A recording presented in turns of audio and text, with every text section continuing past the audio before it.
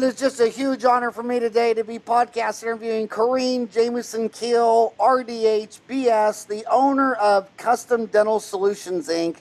I'm podcasting her today from Heartland, Wisconsin, which is between Madison and Milwaukee. She has been involved in the business of dentistry for over 20 years. Corinne graduated from Marquette University, the Colson Institute of Oral Myology, and has a certificate from the Human Resource Institute. She is an experienced private practice clinician, practice development administrator, and previous dental staffing company founder and owner. Corey provides practical business development and proven solutions to owners of private practice dental offices. The experience of founding and owning a successful dental staff replacement company called the Dental Connection, Inc. gives her the background and knowledge in the industry to key into what practices need to ensure quality and excellence with employment care. She is truly passionate about business owner success. Corey's professional interests include writing articles and presenting continuing education to dental audiences across the nation. She is an editorial board member for Penwell. Penwell is the owner of Dental Economics and RDH, and RDH under one roof. You know where the name Penwell comes from? Where? That was their first magazine 100 years ago, as Pennsylvania Oil Wells. Oh, okay. That's interesting. So they started with Pennsylvania Oil Wells, then they added firemen, policemen, dentists, hygienists. She's the regional coordinator for the Oral Cancer Foundation and was the 2016 recipient of the Sunstar Butler Award of Distinction. Her professional memberships include ADA, ADHA, Seattle Study Club, AADOM, AADH. It is just a huge honor to have you come on the show today. Thank you so much for joining me today. Thanks, Howard. I'm excited. So you're from Heartland, Wisconsin, halfway between Laverne and Shirley in Milwaukee and a cheesehead in Madison. So that's right. So do you just eat cheese and drink beer all day? Pretty much. Yes, we do. So what are you what I like to, I love the people from the Midwest the most because, those I was born in Kansas, went to dental school. I went to undergrad at Creighton Dental School, University of Missouri. And it seems like the greatest companies were started, like Pizza Hut was started in Wichita. So was Godfather's. Walmart was started in Bentonville because those small town country people try to keep customers for life. They develop policies because when you're in LA and New York and Houston and Chicago, you could piss off 100 new patients a month for 40 years and still just market for new customers. But when you're in Heartland, Wisconsin, it doesn't take long before the entire town doesn't like you. So you have to be nicer. You have to focus more on keeping customers for life, loyalty programs, because you don't have a situation where you could just burn and churn people in Los Angeles for your entire life and still have 3 million people you haven't pissed off yet. So what are you seeing in the field? Why are people going to customdentalsolutions.com? What problems are you seeing in the field, and what problems are you solving for these people? Yeah, we are finding, Howard, with our clients, people are coming to us because they are transition dentists. They're new. They've maybe, they purchased a new practice or they are starting from scratch, and they just need some good systems and protocols to be put in place, and they want that hands-on approach. They need specialized care in certain ways. For instance, maybe we need to set up some different systems to make sure the insurance is being processed through properly, or sterilization, everything is set up according to OSHA standards and so forth. And so we're finding that our clients are looking for us because we can provide that customized hand-holding for that process. And we're doing a lot of by scratch practices as well. New dentists coming out of school and building scratch practices, maybe that don't have family history of dentistry, and so they're not quite sure where to turn. We're finding people that are also just maybe looking for something new. They've been in dentistry for a while and they just want another set of eyes to come in and say, hey, we've worked with consultants before. We know you're different from consultants. Can we just have another set of eyes? Can you tell us what we're doing, if this is okay? Do you have any suggestions for us? Or most of the time, it's they just want to bounce their philosophies off of us. I find that most of my doctors, they know what they want in business. They just don't know how to get there. And so it's just helping them get what's in their gut out and project that forward, getting their philosophy out to where it needs to be and help them with whatever level of growth that they want to see. So that's what we're finding in our experiences with who we're working with. I found something you said very interesting where, when I was little and in school, they always said that women got 90% of all the TMJ and the migraines and the headaches. So all the researchers started going off, oh, it must be caused by estrogen or something a guy doesn't have, right? And then they found out over the years that the epidemiology is the same with boys and girls. It's just that girls are smart enough to ask for instructions and directions when they're lost, and they'll go to a doctor when they have migraines. And I can still remember one of the biggest blowout arguments I ever saw in my life was my dad wouldn't ask for instructions. We were lost in LA looking for Disneyland with 6 kids in a station wagon, and my mom screaming at him, "Stop! Just stop the damn car and ask," and men don't ask for help. And you were saying that you were having more that you think on millennials doing a startup, that more of the business was female dentists because they're just smarter and asking for help. It is. Guys really do think that if they are lost in a car, that they're a Neanderthal and they're a Cro-Magnon, and obviously Homo sapien should know where the damn restaurant is. The boys don't ask for help. But that's what you're seeing in the field, is that more millennial females are asking for consulting help than males? I am. I would say probably 90% or even a little higher with who we're working with are female millennials, either from scratch or they've just purchased from a baby boomer dentist with an exit plan, and they want to ensure that from the beginning that they're doing everything possible for dental business success. So part of it, and I don't have any scientific research, and I've spoken to many dental society meetings, particular for female dental society meetings, and I love to open up for discussion because it's so interesting what they come up with. So many of them say it's because they still feel, in today's day and age, they still feel a stigma with being a young female dentist. Maybe that previous owner is a baby boomer male who doesn't really think they know what they're doing. They can't give up control specifically, even though that new dentist owner has overpaid for the practice or has given them more than a fair share. That person needs to know, hey, I purchased, I need to step away and I need to let her take over and do it her way. I would say a lot of what we do with those transitions, I kind of have to go between that previous owner and that new owner and try to bridge that generational concern where, hey, dude, you just walked away from your practice. She just purchased it. Let it go. Or somehow try to facilitate a kind mentorship, but they want to do it on their own. And they do tend to ask for help more easily because they're looking for that family work balance immediately. Most of them have other things going on in their lives besides dentistry.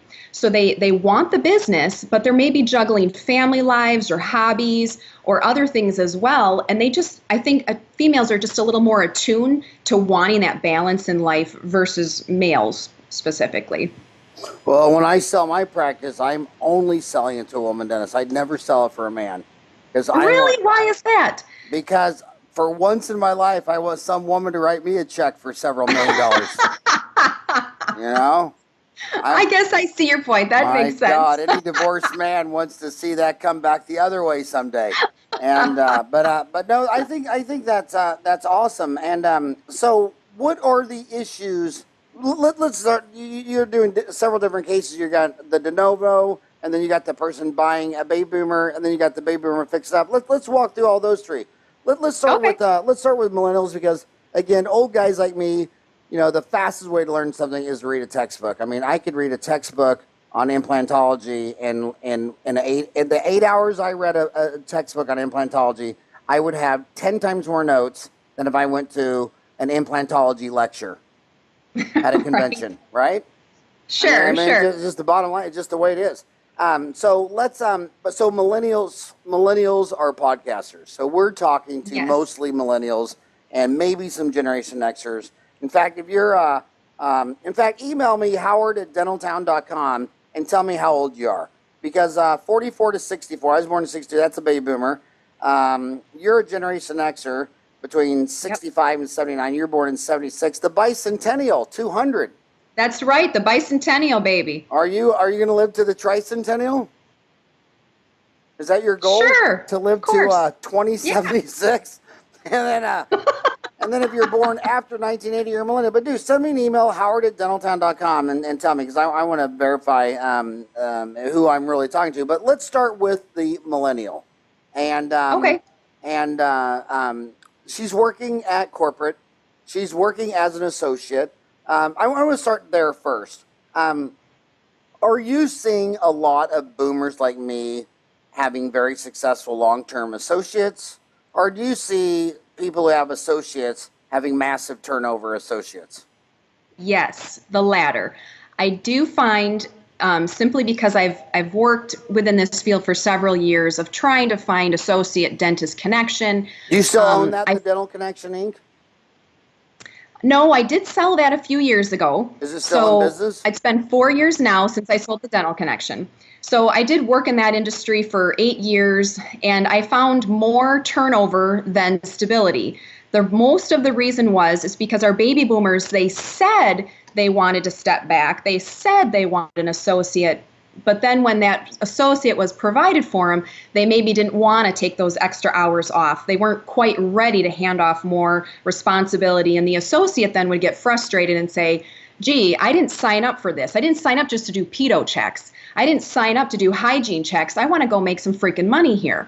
I want to go do my own thing. So then they last for maybe a couple years or whatever, and they decide, hey, this looks like a great location, and I actually have the capital for whatever reason. I'm going to build my own dental practice. And so I've been seeing that more and more over the last couple years, actually, that those that have that personality in that millennial age range, they just go and start their own practice, or they have the capital to just purchase an existing owner who's decided just to totally get out of the game. But I, in my experience, I don't see a lot of those associate ownerships working on a real long-term basis for more than a couple years, unfortunately. Yeah. Just a difference in philosophies, a huge difference in philosophies and goals, mostly. I mean, in corporate, I mean, there are some corporate chains where their average associate doesn't even last a year. And then when you talk to corporate CEOs, it's considered a victory if they say 24 months. But so the question is, can you build a successful dental office if the average dentist only stays there 2 years? Well, that's an interesting question. I think if you are looking for a long-term associate, it boils down to that right personality fit then too. So I think sometimes the due diligence isn't done necessarily with a personality fit. You may take the first person available, or this person recommended it because they went to dental school with her dad or his dad or something like that.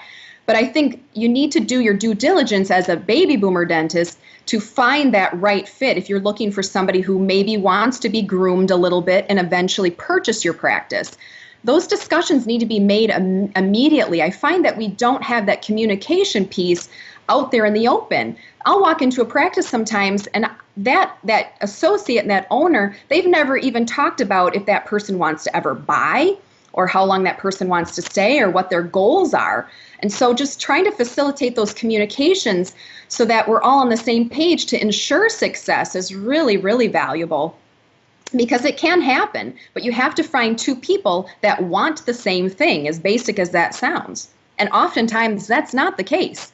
And then if you've ever watched just more than one episode of Judge Wapner, you know, you start saying all this crap, and the first thing he says is, "Can I see your receipt?" And then the idiot's standing there like, "Oh, I don't have a receipt." And then you listen to these associates, and that's like, "Well, he said, she said, he said, she said, he said," and said, "Well, where's the contract? Where's the writing?" "Oh, That's we just talked at lunch at Subway, and then 3 months later we were at McDonald's, and then we were at Starbucks." Yes. And they have nothing in writing. And I understand the importance of dating. I mean, I wouldn't want to walk in there on the first day and then and get married. And so I understand I want to get there. But how long do you think after this millennial is working with this old baby boomer before they say, "Okay, I like the people, I like the location, I could live here, I could send my kids to school here, I feel good about the whole thing, I want to start getting something in writing"? How long should that time period be? In my opinion, I think it needs to happen immediately. There needs to be parameters immediately where these conversations are visited. First, do a 3 month, a 6 month, like you would with any standard employee. And then after a year, the baby boomer can say to the millennial, you've worked out well, we've meshed our philosophies, we want to continue to go in the future. I plan to step out in 2019. Like I need those older dentists. I need them to say this is the date, because what happens is they give a date verbally and then they're not held accountable for it. And 2019 rolls around and the associate's pissed off because things weren't happening the way that they thought they were going to happen. That older dentist feels good, maybe went through a divorce, so maybe he wants money still, or life changes happen. That's the reality. But again, we have, then the contract is broken, the verbal contract is broken. So I like to see it set up where we have these timelines where we get together, we renew philosophies again, just like you do with any employee. You're going to have a review, you're going to have a philosophy discussion and keep going from there. I've seen associates strung along for 10, 15 years, and that's not right.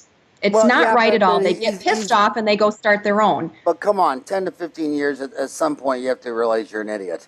Well, I don't know if you know this, Howard, but dentists don't move very quickly usually. You know why? Because they're very smart. They're paralysis by analysis. And I Yes. know that we've had our yearly townie meeting in Vegas for 15 years. And we're moving to Orlando. You know why? Well, it's a couple of reasons. Number one, I'm a selfish bastard, and I have grandchildren now, and they want to see Mickey Mouse. They don't want to go drink martinis at the bar and smoke cigars with Grandpa. But number two is Vegas they're about gambling. That's where they make their money, and they have a list of all the occupations. And dentists and engineers, I think there's only one occupation that gambles less than we do, and it's engineers, because they're too analytical. A dentist isn't going to go lose $2,000 on blackjack there, but a bowler will. Someone going to work. And when you look at the concerts in Vegas, look at the concerts they have. Those people that like whatever genre you're playing are most likely to leave their entire paycheck in Vegas over the weekend. And so we're going to Orlando because we always we never get any top priority. We're always back burner. Well, maybe we can squeeze you here. Maybe nobody wants you, but we'd rather have a bunch of dentists and hygienists versus nothing. But other than nothing, the only people we hate more than you are engineers, and so they're paralysis by analysis. But what I just heard you say is that you should have this conversation in 3 to 6 months. Absolutely. And you should know in 3 months. I mean, you wouldn't date somebody for 3 months and not have some idea if this is going to work. The people. Absolutely. Then I want to talk about the other hard thing. So this millennial, here's where I see him getting screwed. The millennial goes and buys his practice, and they overpay for it. And then when they go in there, most people think total labor costs should be between 25 to 28%. What do you think labor should be between? No, I would agree. I would say 25 to 30%. Okay, I say 25, 20. You say 25 to 30. But that's total cost. That's FICA matching, 401k, medical. That's the entire amount of money it costs me to get you to work for me.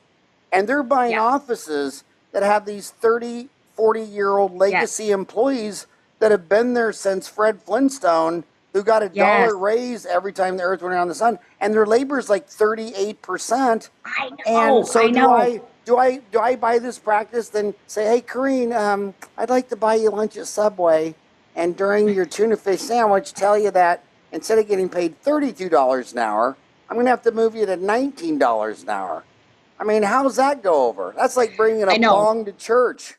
It is. I am so happy you brought this up, because this is an issue I'm dealing with pretty much on a daily basis.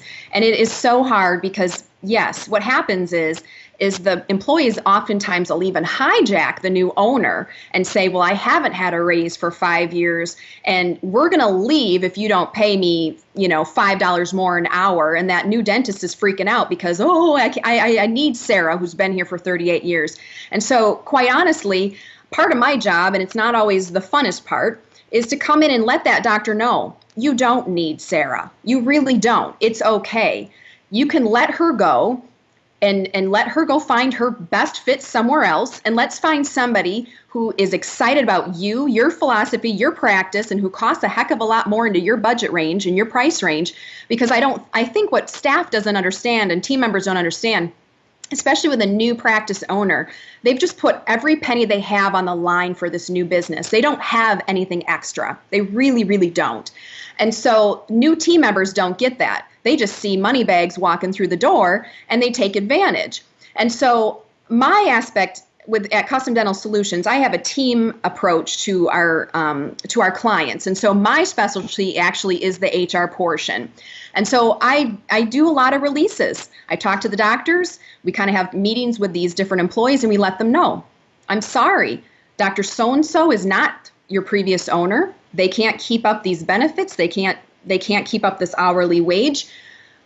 This is what we can offer you. We'd like you to stay. They never do, Howard. They always leave and they try to go somewhere else. And it's usually a pretty ugly process, unfortunately.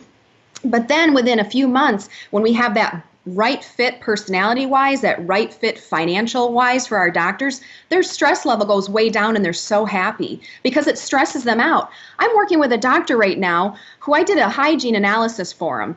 Those hygienists hijacked him when he purchased the practice and told them how much they needed to get paid. Guess how much he gets paid on each hygiene appointment? $16.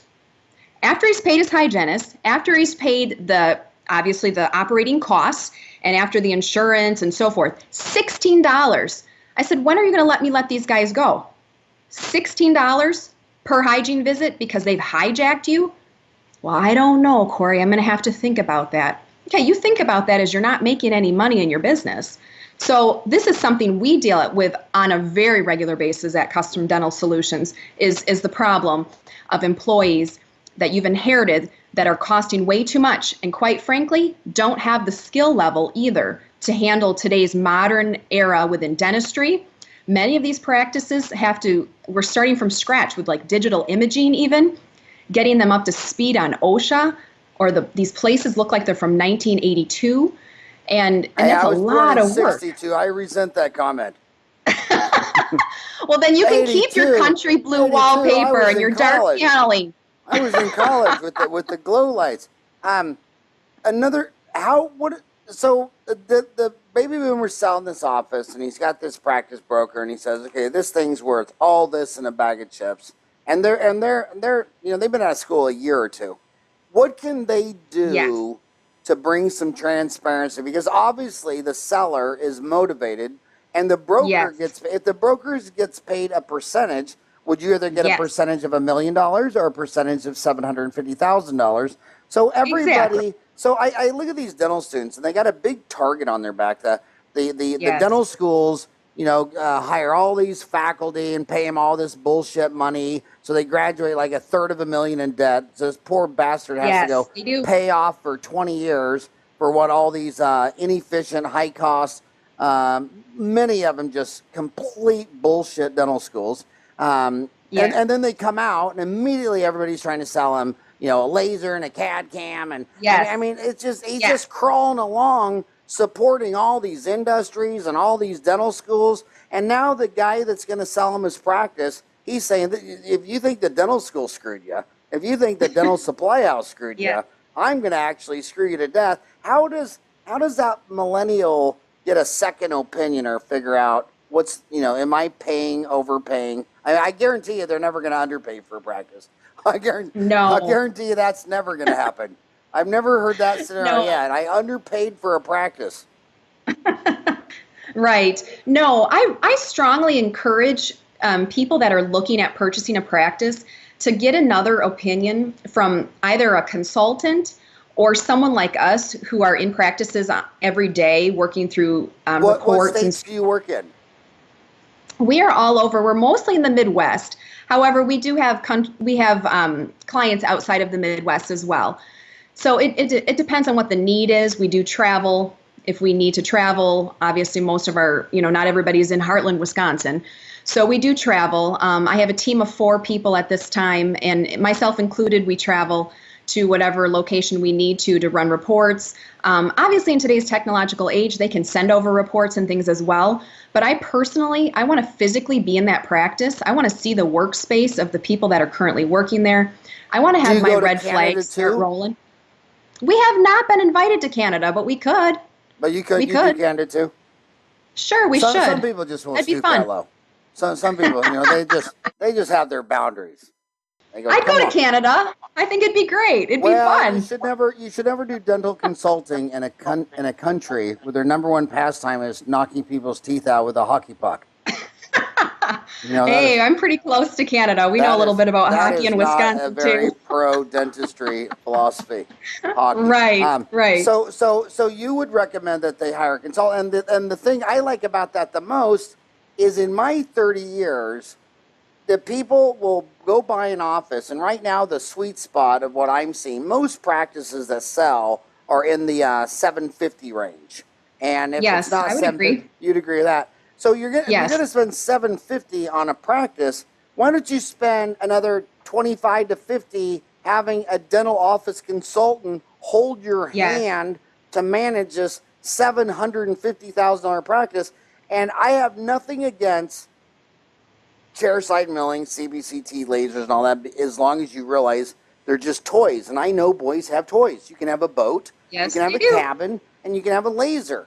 But you don't have to have a cabin to have a successful dental office. You don't need a boat and a jet ski to have $1 million hygiene department. And the number one return on investment I've always seen is a dental office consultant. So you're going to buy a $750,000 office. What is your fee for a year-long consulting contract? How does that work? We do it differently, Howard. I think because we're not consultants, we have training fees where we come in and we train new employees. Something like this where someone's just looking for another set of eyes, we just charge hourly. So we charge travel and then we charge hourly. And hourly, we're $165 an hour, so we're pretty reasonable.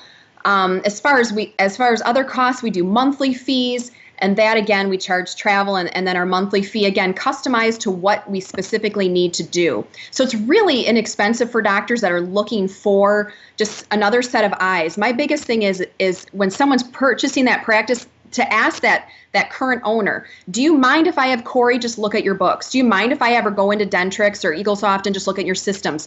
If they say no, they have a problem with it, that's a big red flag. Run on, go away. So many times, these younger people purchasing these practices, they maybe are using an accountant or an attorney that doesn't have dental knowledge.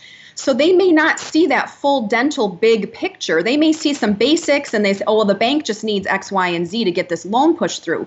But I can't tell you how many times I get in there after the fact and I see so many red flags and say, hey, we could have pushed this purchasing price down 50, 60 grand because of X, Y, and Z. But because you didn't surround yourself with dental knowledge people, you just got screwed spending more than you should have because you didn't do your due diligence totally.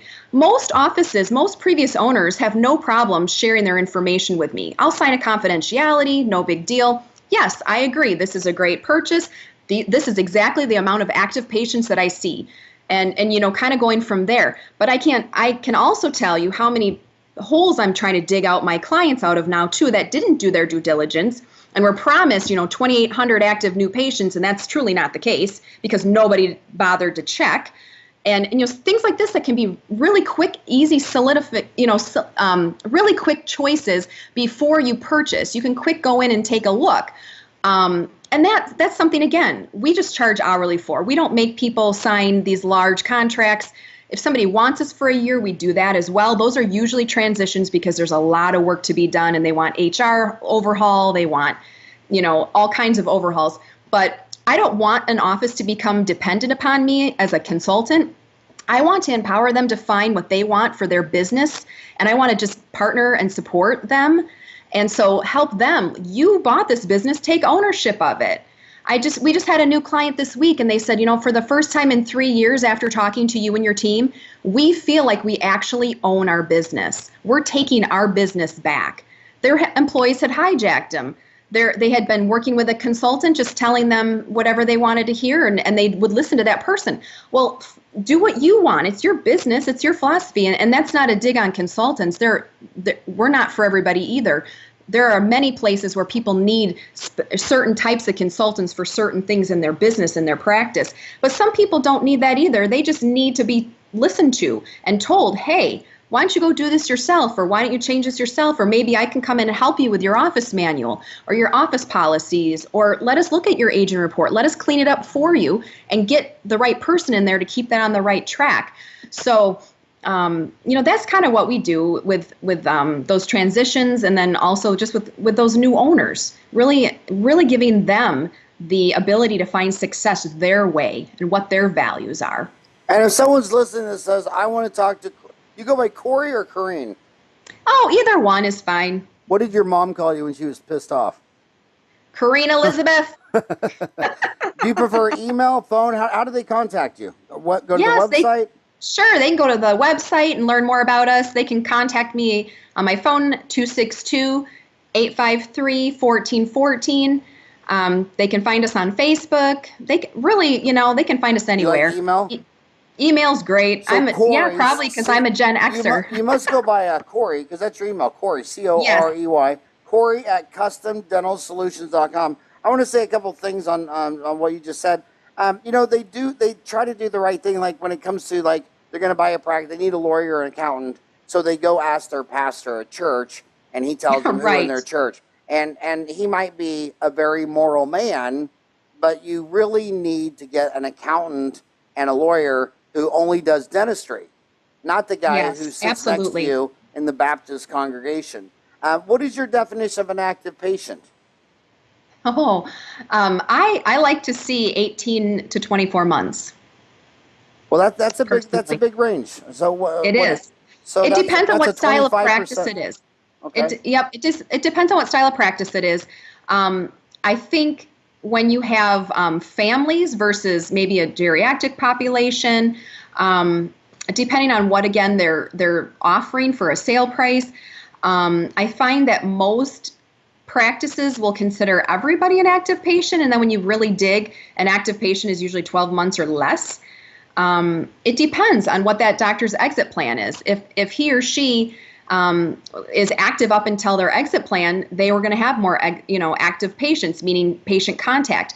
Some dentists kind of coast and they just phase out. They kind of lose their mojo, and then they're riding the coast for 3 or 4 years, and then say, oh, I'm going to sell this practice and I have 1,800 active patients. Well, you get in there and these are 600 patients that are truly have been seen within 12 months or 18 to 24 months. So it depends on how much contact they've had and what their office is doing. So every situation, I think, is a little bit different as far as just a short, a long version of a short answer there.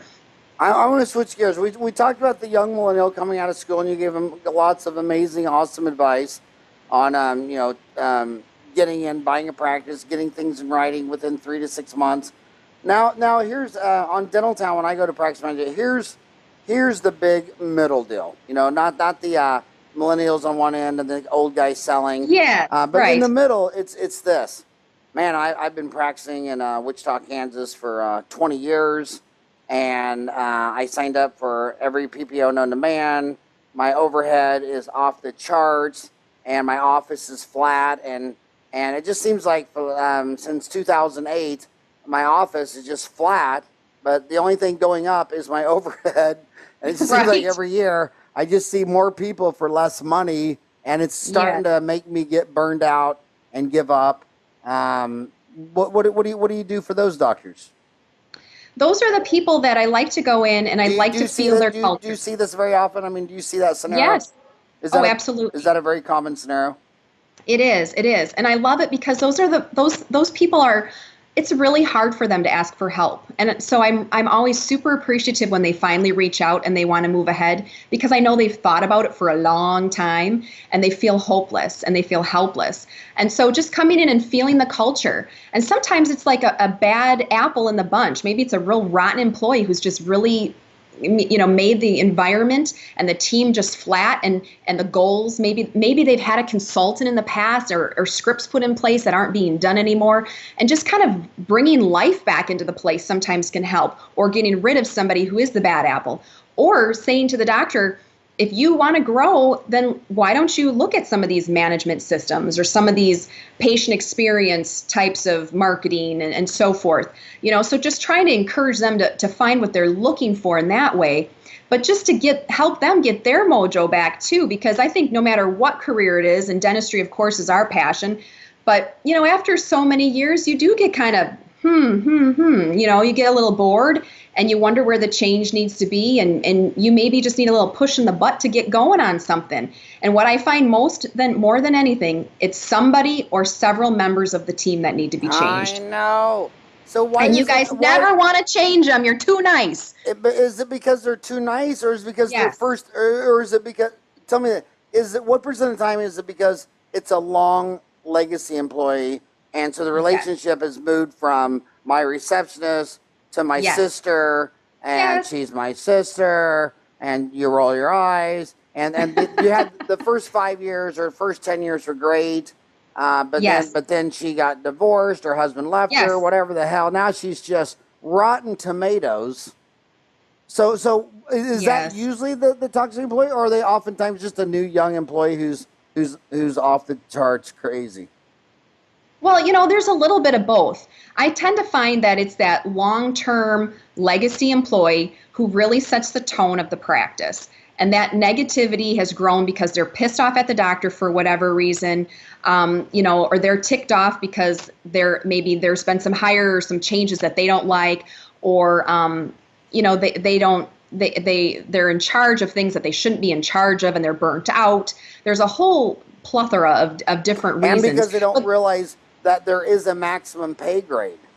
Correct. They just don't realize that, okay, 28% is the maximum pay grade, and they keep saying, but you haven't given me a raise in 3 years. And it's like, dude, our overhead should be 65 and it's 69, and your solution is a raise. Correct.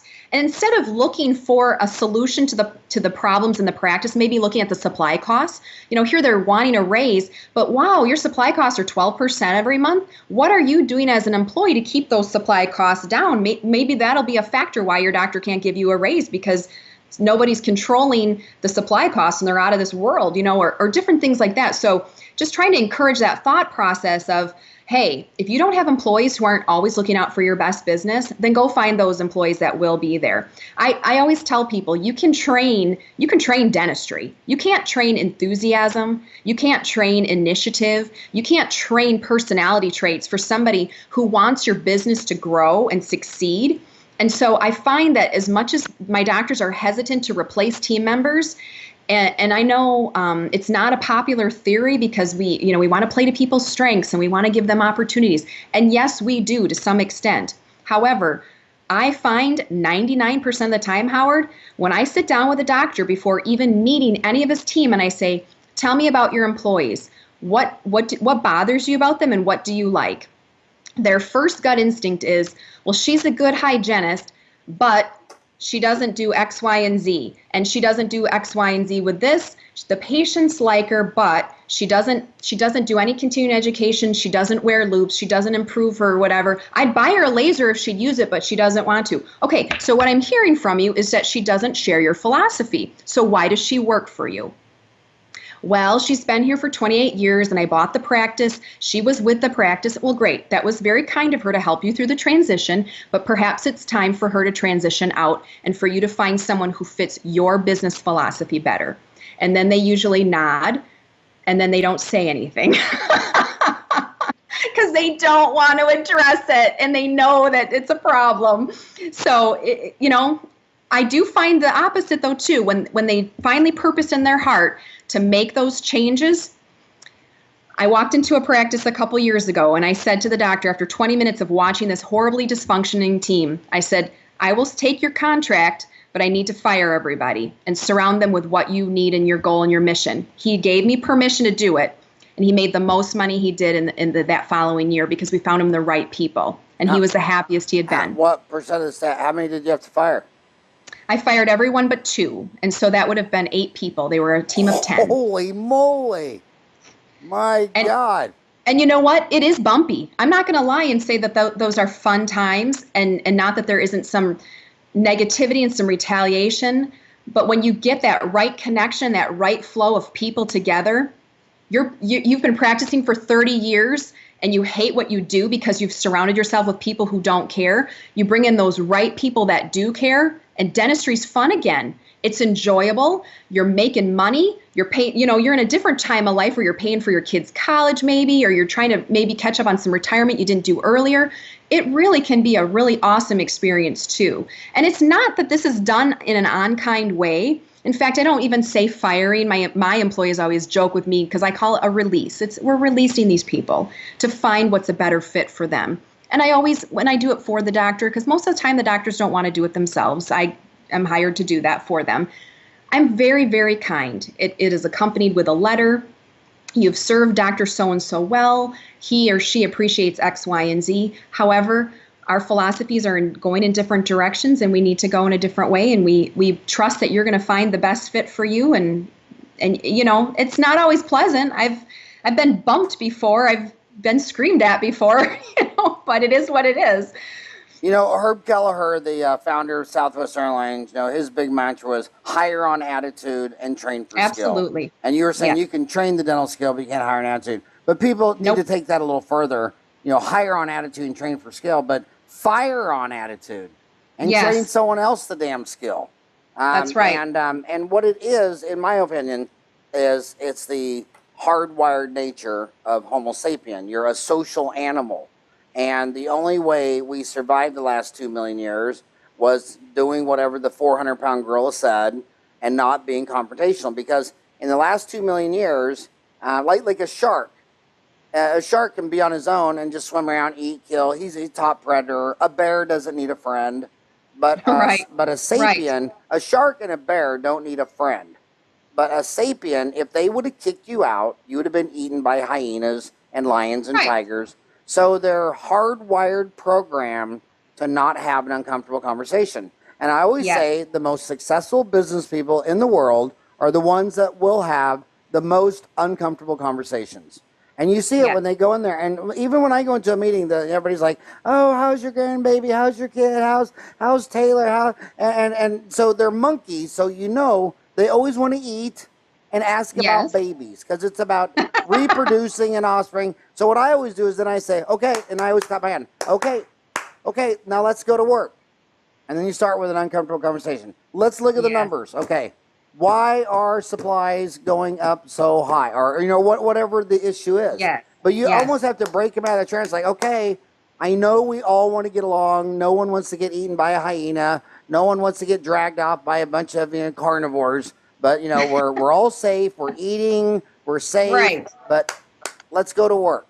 And, and it gets some focus because so many of those meetings, they all get off topic and they all got rambling on, but no one will address. And then the dentist also, he has that volcano deal where the assistant comes in 5 minutes late and they're, in the middle of the staff huddle.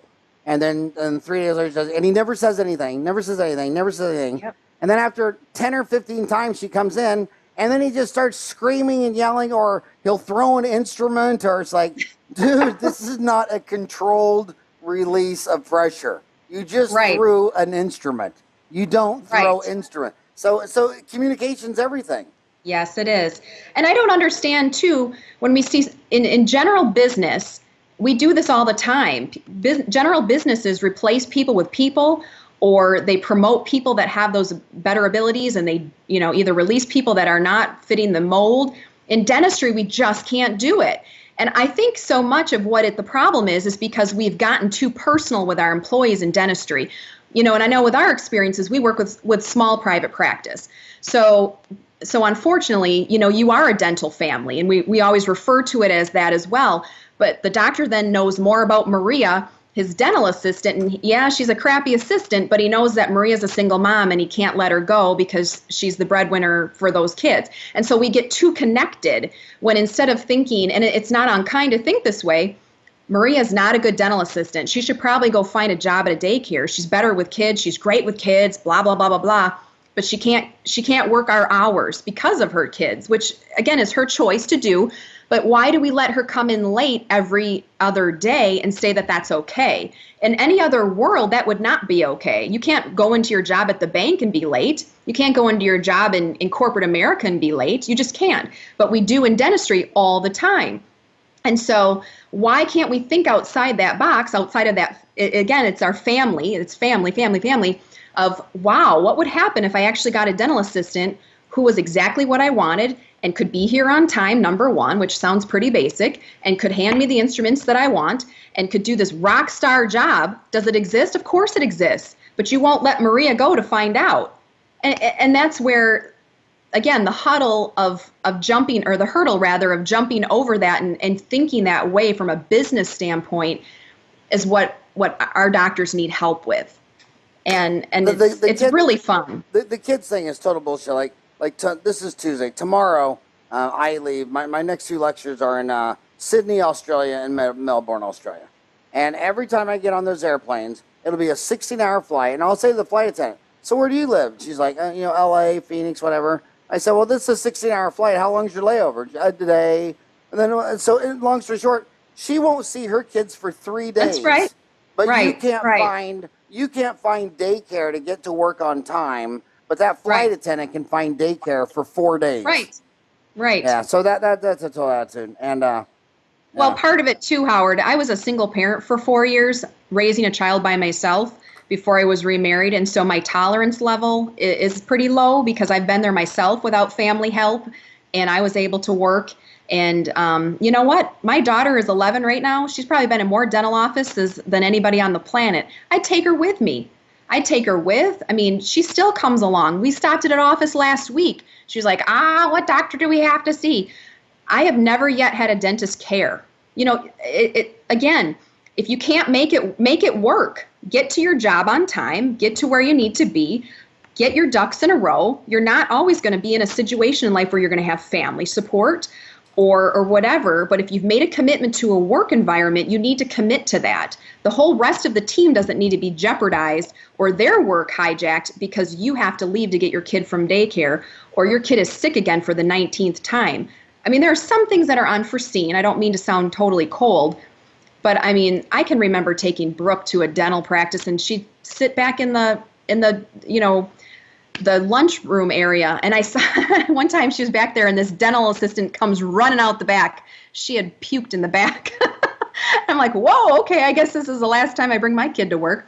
But you do what you do because you're committed to an employer. You stay there, you work. So I see a lot of lack of commitment and a lot of dentists that just accept that. And it's not acceptable. It really isn't. How old is Brooke? She's 11. Well, I'll tell you what, I was born and raised with 5 sisters. My little brother wasn't born until I was graduating from high school. He was a Catholic Vatican roulette birth control form mistake and accident. And I could either stay home with my 5 sisters and pray rosaries and play Barbie dolls and all that, or I could go to Sonic Drive and work with my dad. And I'll tell you what, all my happiest, best memories of my life were going to work with my dad. And so Brooks, when she is my age, she will look back traveling with her mom and doing these dental deals. That's where she'll cut her teeth on life, business lessons, all that. I want you, okay, so right now my homie's driving to work. 85% of my guys are, they're community work. They got an hour commute to work. And that's why we do the show an hour. And give some red flags on what a toxic employee is. Why do people like a dental consultant like you walk in there and how long does it take you to find the toxic cancer? 20 minutes. Okay, so why does this dumbass he works in this 1,600 square foot office with 5 chairs and he can't see it and everybody around him sees it? Give him some red flags of what a toxic employee is. Sure. This is awesome because I'm actually working on a CE right now called 10 Ways Your Dental Team Hijacks You. And so this is on my brain anyway. Is this an article or an online No, I'm course? developing. I think we're gonna do it for Dentaltown. You and I are going to talk about that. In the magazine or on the online CE? Probably the online CE, I think. It'd be good. Nice. So I think these, oh, go ahead. Yeah, I mean, why can you see it in 20 minutes? I mean, sometimes I'll go meet a dentist for lunch, and I'm just like sitting there like, holy shit, what's wrong with that person? And then you'll, it's like, you can, okay, how can you spot it? What are some red flags? Help this guy driving to work understand which one is his cancer, and cancers need to be removed entirely. Well, one of the things that's always interesting to me is my team and myself, it's usually me and at least one of the other team members, or I'll do it by myself. We'll go into a practice and just kind of hang out for a while. And I'm amazed all the time at how open they are with us without knowing us, the things out of their mouths, what they say about their boss. I'll ask them, so how long have you worked for Dr. Mark? And they'll let you know. Or, what do you think of his dentistry? What do you think of Dr. Susan's dentistry?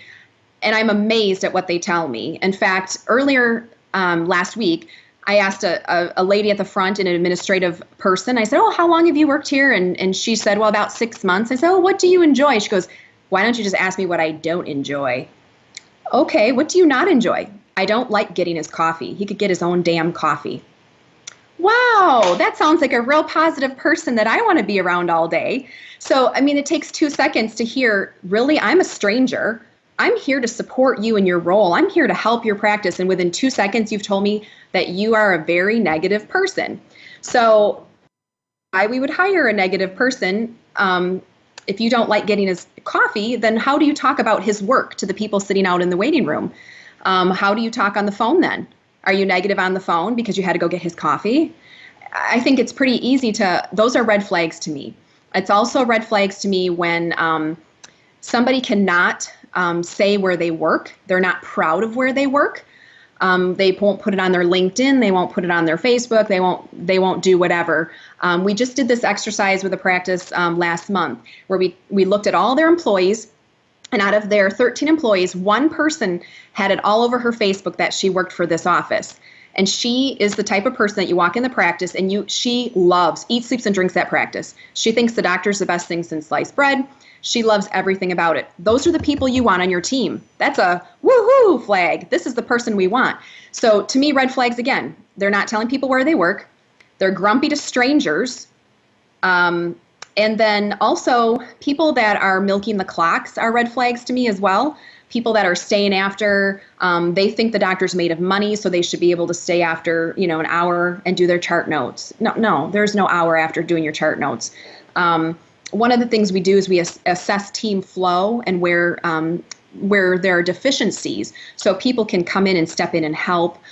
We get super tunnel vision as a team in dentistry where, well, I'm an assistant, but I could not go help a hygienist do perio charting. I need to just do this. So we try to expand that horizon for them and say, hey, instead of milking the clock here, why don't you go over there and help this person with perio charting? Or did you get up and walk around and see if anybody needs help in any of the treatment rooms? So when they're receptive to those types of trainings, those are positive flags too. People that are like, oh, Corey's here, this is horrible. I tend to think that they're either not supportive of the doctor or the team as a whole. And I understand because if they've worked with a consultant before or they're concerned like, oh, the consultant's here to tell me everything I do is wrong. I understand that from their perspective too, that can be uncomfortable. But we are really there to be a support and to maximize their position within the business. And so anyone who's not supportive of that to me is a red flag. So there's only really two. The two greatest people in math were Sir Isaac Newton, who invented calculus, and 1686, and there was Albert Einstein. But in animal behavior anthropology, it was basically Abraham Maslow, and who's the guy who wrote The Naked Ape? Desmond Morris. So Desmond Morris was my first love of anthropology, and my second was Abraham Maslow. And Abraham Maslow wrote a book called Maslow on Management.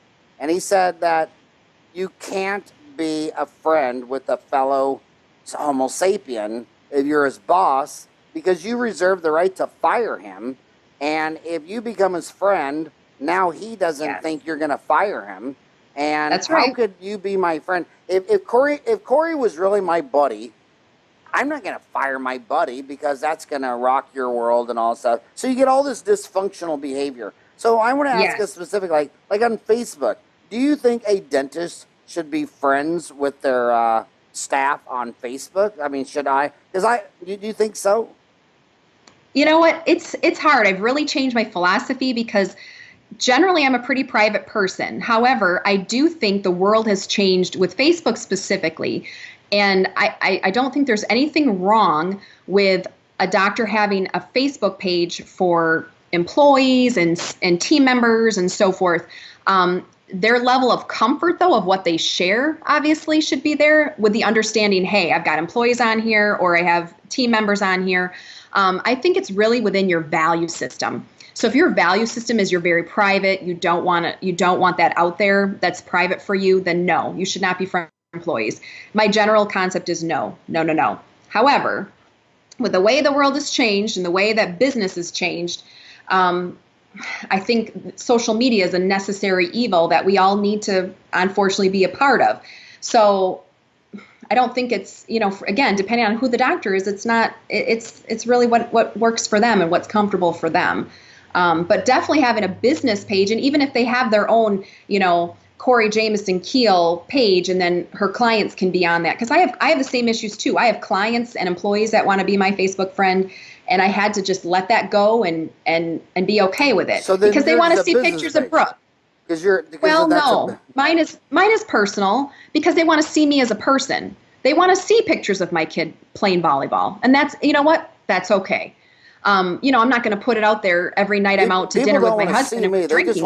They just want to hear me on iTunes. They say I do not have a face right, for YouTube. Right. But I won't. Well, you're a celebrity, so I don't know. I won't be friends with any of my. I won't be friends with any of my employees. Because I want to reserve the right to fire their ass. I mean, sure. Even though you've been with me forever, and even though deep down in my heart I think he was a sister, I'll fire my damn sister. And I used to tell my boys all the time. How many times I told my 4 boys, I'm not your friend, I'm your father. I mean, you right. don't, even though you want to go out and get high with them, you can't because you're their father. Right. Poor Ryan. Poor Ryan has to tolerate you so much. But it is weird. But okay, now I want to switch gears. Let's say the staff is fine. The staff's fine. Everything's hunky-dory. But the overhead's high and they're flat. Do you think you'd solve that with marketing? Overhead's high and they're flat. Would you try to get in more new patients and grow it out, or would you try to look at expenses and cut them back? What would you say to dentist says? Yeah, I'm just flat. I'm just flat. If the team is awesome and everybody's on the same page, and we find that too, we walk in and everybody wants the growth and they want the change. They just need another set of eyes. So then they just need training.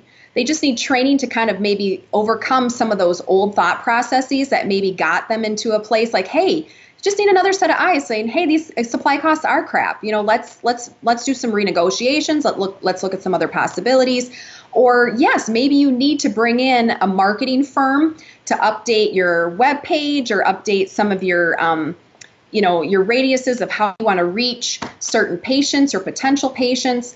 And we have resources that we give to people that way because we don't deal with any marketing or or scripts necessarily too if they want to use something like that. But yeah, that's a good point too. There's many teams that are great and they're just flat and they need just a nice boost. And those are fun. Those are the fun teams to work with because they are open-minded to change and they want to grow the business and they love their doctors and they want to see growth. And what percent of the offices that call you are in that scenario versus a toxic environment? Maybe. Probably like 1%. 1%? Literally. 1%. Most offices call us are in an SOS frame of mind, and that's okay. We're very much accustomed to dealing with that. In the SOS frame of mind, tell me, so in the SOS frame of mind, what is the number one reason? Let's go through the top 5 reasons of an SOS. Would you say the number 1 was what? Was it the toxic employee, or is that not the number 1? Yes. No, I would say toxic employees is probably number 1. They feel are hijacked employees, hijacked by their employees. They're new owners. They're hijacked by previous employees. That's our number 1 call, and they don't know how to deal with that. How to change systems to their philosophy without offending the entire team? Or how do they move their business philosophy forward because they don't have the support of their team? They don't have the support of their team. That's number one. Number two would be they've had a turnover in team members in the past, and so maybe insurance aging and AR is out of control. That's another huge SOS that we get. And then number three would probably be they've had employees leave and they've hired, or they need assistance in hiring and they need training. So then we would provide training for new administrative and assistants and so forth to the doctor's philosophy. That would be another one. Then I would say number 4 and 5, 4 being, somebody wants that other set of eyes to look through supply costs, look through our OSHA, look through our systems and protocols. What can we do to increase production? What can we do to have better team building? And then that 5 would be that percentage of these really awesome doctors. And sometimes myself and my team, we chuckle when we get these calls and they want us to come in because the doctor's freaking out because our over 90 is at $5,000. I'm like, are you kidding me? You're they're so good. They just need encouragement, Howard. They're doing so awesome, but I don't know what to do. My over 90's in $5,000.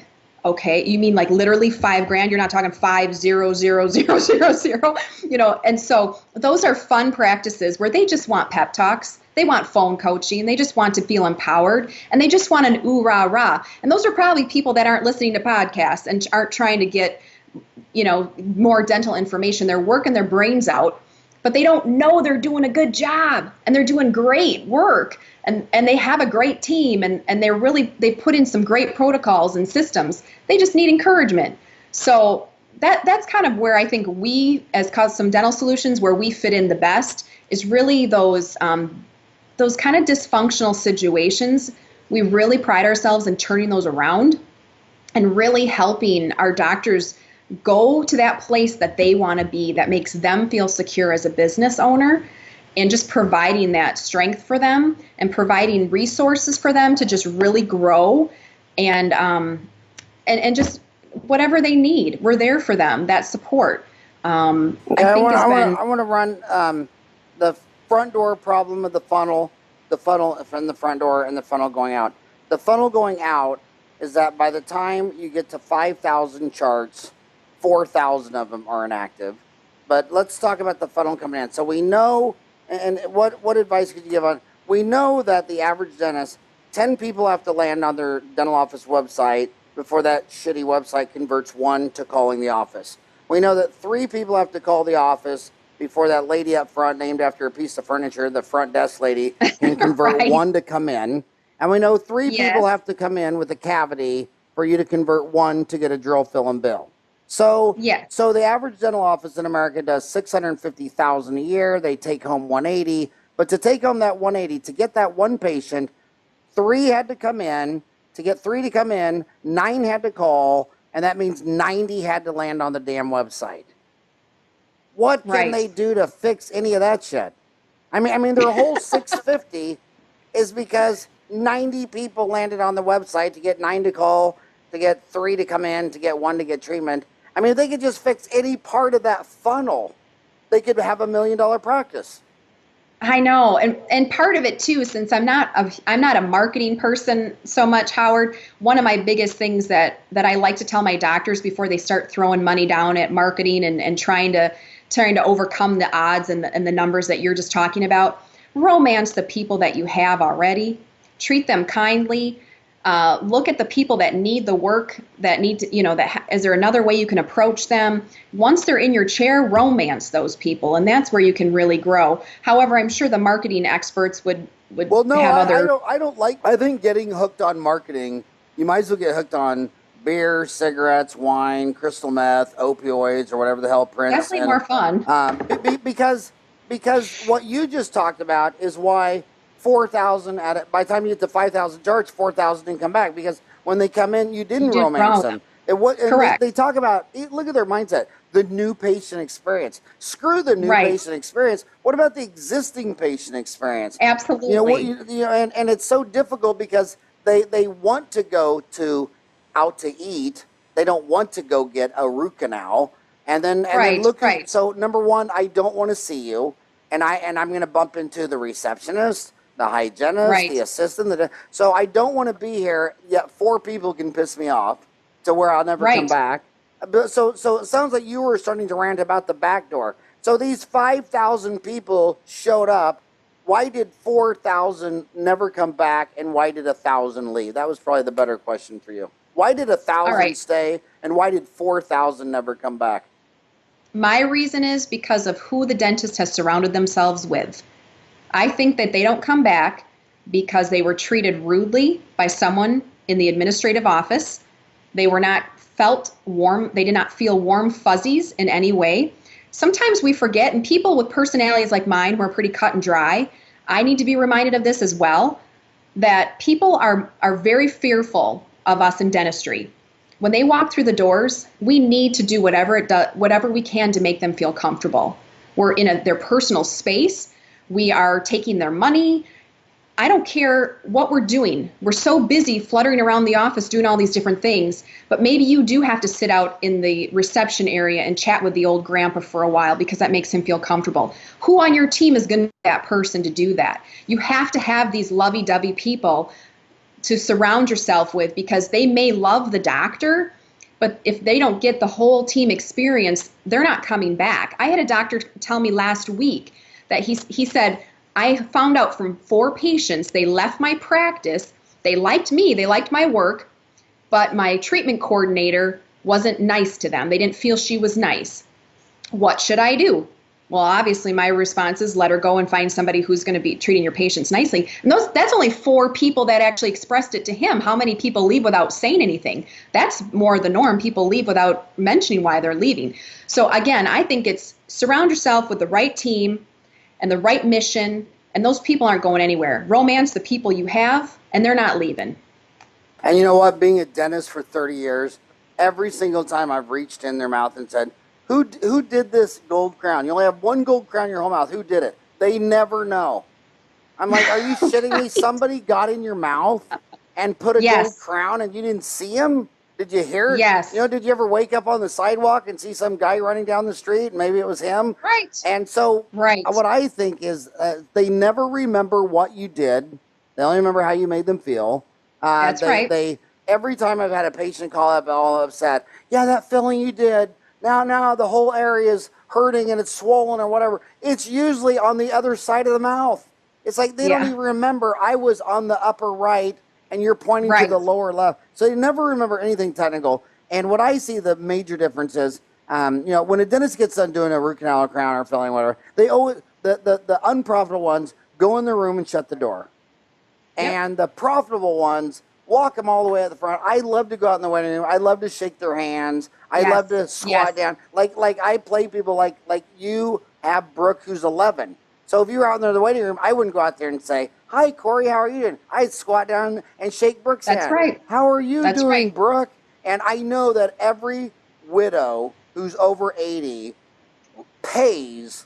I mean, they just die for a hug. And every damn widow for me gets a bear hug, a kiss. Absolutely. How are you doing? You know, and it's that soft stuff. And my dad always called it. He always said, Howie, they don't know or care what dental school you went to. You get out there and you act like you're running for mayor. You go out there and you act like that every 2 years there's an election coming up and they're going to either vote your ass back into the mayor's office or fire you and get someone else. And as long as you're out there.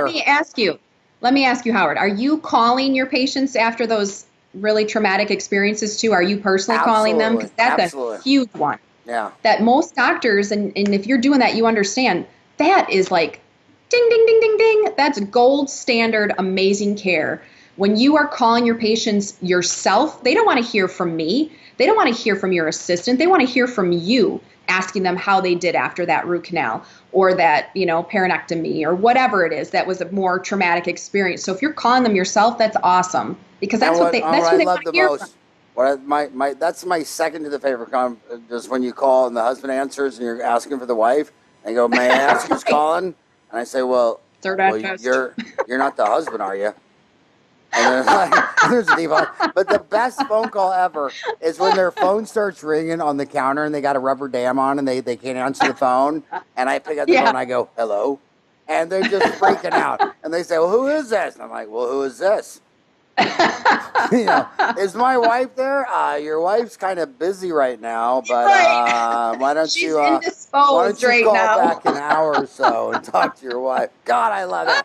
They're literally doing a back bend in the chair, trying to get out of the damn chair. But hey, I love you to death. I think the world of you. I think people in Madison, in Kansas, and Louisiana are nailing it better than people from Beverly Hills and these big city high-end deals, because when I'm out there talking to dentists, they say, well, I read this article, but I mean, this guy's from Manhattan, and Manhattan really doesn't remind anybody of Kansas and Oklahoma and Alaska. And then you talk about these guys, and they're talking about their cosmetic practice, and they're talking about the movie stars they did. Well, there ain't no movie stars in Parsons, Kansas, okay? Nobody is on the big screen from Parsons, Kansas. And I love talking to real world in the trenches in a flyover state like Madison, because I think even Laverne and Shirley left Wisconsin, didn't they? Totally. Yeah, they worked in a beer bottling factory in Milwaukee. I mean, what a great job. With Squiggy. With Squiggy, yes. But Laverne and Shirley and Squiggy, that's real And don't world forget America. the Fonz either. Yeah, the Fonz. Yes, it is.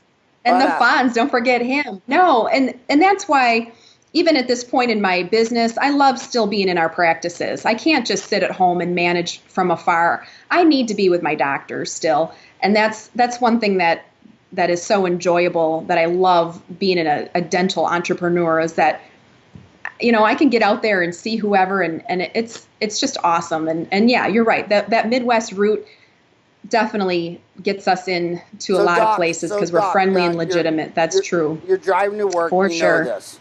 90% of all TMJ, TMD, oral facial pain specialists will tell you that 90% of all their clientels are women, only because women go get help. The men have the same rate of the disease. They just don't get help. She started this show an hour and 10 minutes ago that the bottom line is women millennials are calling up, and that gets them to buy a practice better. You don't buy a practice without some armchair psychologist that you can call like Corey at 262-853-1414. That's 262-853-1414. Or email her Corey at customdentalsolutions.com, because you're not going to solve the toxic staff member and your insurance aging and your turnover and your training and supply and all that bullshit by learning how to do bone grafting, or deciding if maybe you're using the wrong dental implant. And maybe if you just switch from Straumann to Megagen or whatever, I mean, you always you have a restaurant that's sinking, and your best idea is, well, maybe if we just added pizza, it'd all be okay. And if you can't make money on hamburgers, fries, and Cokes, then adding pizza, that's right, or bone grafting, or a laser, or chairside milling. I mean, if you can't make money on cleanings, exams, and extractions and root canals, if you can't build a $2 million practice with that, you sure as hell aren't going to build your practice with sleep apnea. Absolutely. Absolutely. And on that note, I give Brooke a big hug and a kiss from Uncle Howie. And on that note, I hope you have a rocking good day. Yeah, thank you. You too. Bye, Howard.